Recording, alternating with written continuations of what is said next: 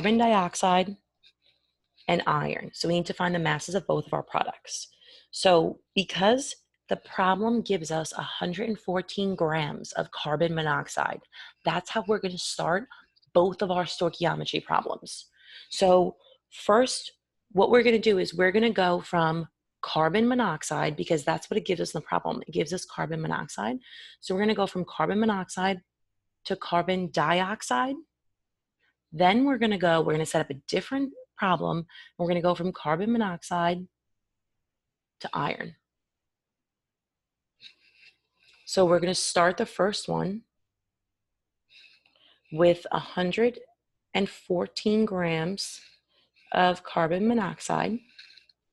And again, we want to go from grams of carbon monoxide to moles of carbon monoxide. Whatever unit we start the question with is the unit that's going to go on the bottom of our first fraction. So we're going to have grams of carbon monoxide down here. And remember, in front of grams always goes the molar mass. So we have 28.01. And then on top, we're going to put 1 mole of carbon monoxide. After we go from grams of carbon monoxide to moles of carbon monoxide, we have to go to moles of carbon dioxide. That's going to be our first one. So whatever unit we have up top here, we have to have on the bottom of our next fraction so they cancel out. So we're going to have moles of carbon monoxide on the bottom. And on top, we're going to have mole of carbon dioxide. Now, when we have a mole-to-mole ratio in our fraction, we always get the numbers from the balanced chemical equation. So for moles of carbon monoxide, we're going to look at the coefficient in front of carbon monoxide. It's a 3. So we put 3 on the bottom. The coefficient in front of carbon dioxide is also a 3. So we put a 3 on top. Right there, we just went from moles of carbon monoxide to moles of carbon dioxide. And then our last fraction, we're going to put whatever unit is on top of the previous fraction on the bottom. So we have moles of carbon dioxide, and we're converting to grams of carbon dioxide. And remember, when we have a mole to gram ratio in our dimensional analysis equation, we always put 1 in front of the mole, and in front of grams, we're going to put the molar mass. And the molar mass of carbon dioxide is 44.01.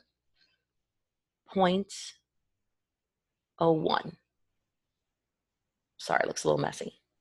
And when we go through and solve this, we multiply all of our numerators, we multiply our denominators, and then we divide the two. And our answer should be 179 grams of carbon dioxide. That's our first equation. But because the question's asking us how many grams of carbon dioxide and iron, it's asking us for both. So we need 2 separate equations. So our second equation is going to be very similar. We start with the same amount of carbon monoxide. We start with 114 grams carbon monoxide. Again, we convert to moles of carbon monoxide. We're going to do, our first fraction is going to look exactly the same. We have 1 mole over 28.01 grams of carbon monoxide. But here, instead of having carbon dioxide in the numerator, we're going to have iron, because that's what we want to go to. So we're going to have mole of carbon monoxide on the bottom, and then mole of iron up top. Remember, when there's a mole-to-mole ratio, we get our numbers from the coefficients from the balanced chemical equation. So the number in front of carbon monoxide we already saw is 3. And the number in front of iron we can see is 2. So we put a 2 in our equation. And lastly, we want to convert to grams of iron. So we put 1 mole of iron on the bottom and grams of iron on top. And we're going to get this from the periodic table. Our atomic mass of iron is 55.85. And then we multiply across, we multiply all of our numerators together, then we multiply all of our denominators together, and we divide the two, and we should get 152 grams of iron. So there we just calculated the grams of carbon dioxide and the grams of iron that are produced in this equation.